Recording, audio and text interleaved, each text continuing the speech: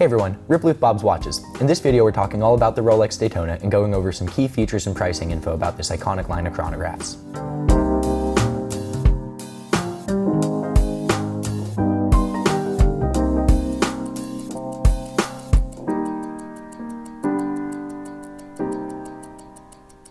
Also, if you haven't done so already, don't forget to subscribe to our YouTube channel so that you can stay up to date on our latest video content.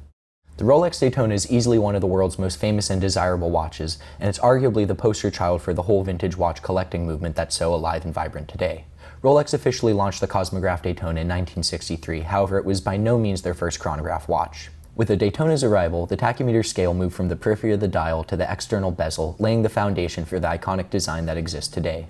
Despite remaining in constant production for over half a century, there are really only three main generations of the Rolex Daytona. There are the 4-digit reference number models with manual wind movements and acrylic crystals that were produced between 1963 and 1988. There are the 5-digit reference number models equipped with self-winding zenith movements which were produced between 1988 and 2000. And then there's the current generation with 6-digit reference numbers, which features Rolex's own in-house caliber 4130 movement, which was first introduced in 2000 and still remains in production today. With that in mind, these three generations can be further divided into a number of different sub-generations, with each one consisting of multiple different reference numbers. Without a doubt, the most expensive Rolex Daytona watches are those from the first generation. Even the most affordable examples cost tens of thousands of dollars, and prices quickly shoot up well into six figures, with a few examples known to have cleared the $1 million mark. The most expensive Rolex watch ever sold was the Daytona from this generation, specifically a reference 6239 previously owned by Paul Newman, and it sold for a whopping $17.8 million at an auction in 2017.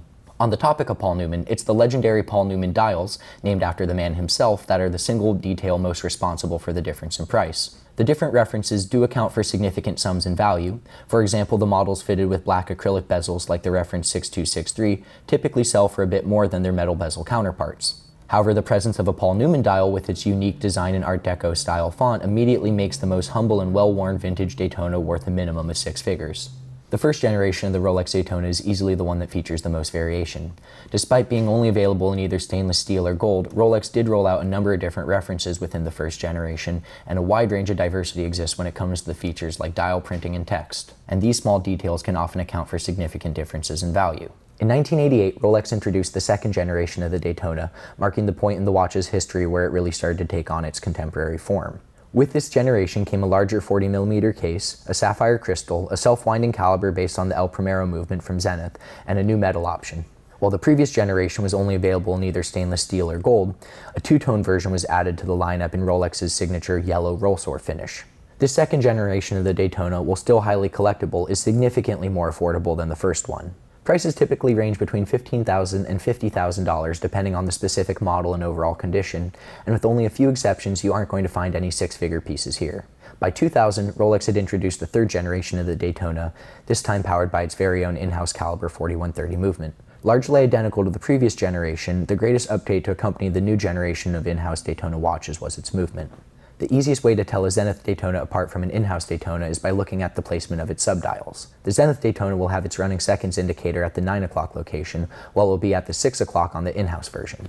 Generally speaking, a Daytona from the current third generation will cost a bit more than a comparable model from the Zenith-based one, however this is not true across all metal options and references. For example, stainless steel Zenith Daytona watches are often slightly more expensive than their in-house counterparts. However, the current stainless steel Daytona with a ceramic bezel will cost more than either of the other stainless steel models. Additionally, the current third generation contains metal options that don't exist for the Zenith-based generation, such as Evrose Gold and Platinum. It's also worth noting that there's a big difference between retail prices and secondary market prices for the Rolex Daytona. While you will often be able to find a discount shopping pre-owned for precious metal models, the stainless steel versions actually sell for significantly more than their brand new retail prices. This is simply due to demand far exceeding supply at a retail level and multi-year waiting lists present at dealers around the world.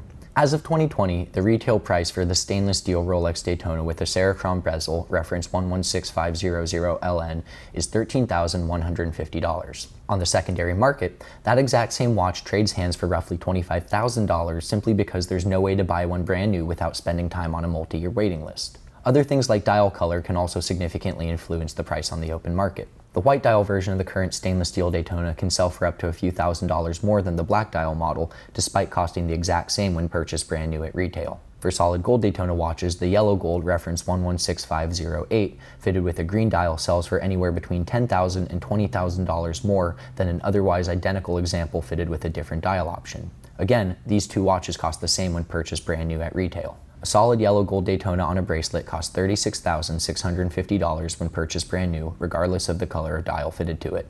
Therefore, these massive price premiums for specific dial colors are exclusively due to demand far exceeding supply on the open market. Additionally, Rolex charges more for their white gold and Ever-Rose gold models than for a comparable yellow gold one, even though they are all 18 karat gold, just different colors. For example, the full yellow gold Daytona on a matching oyster bracelet retails for $36,650, while its white gold counterpart is priced at $39,350. With that in mind, the vast majority of this price difference between different shades of gold disappears on the pre-owned market, and factors such as dial color become far more important. Another interesting thing to note is how the price difference between metal options changes between the retail level and the secondary market. When purchased brand new, a two-tone Daytona costs a few $1,000s more than its stainless steel counterpart.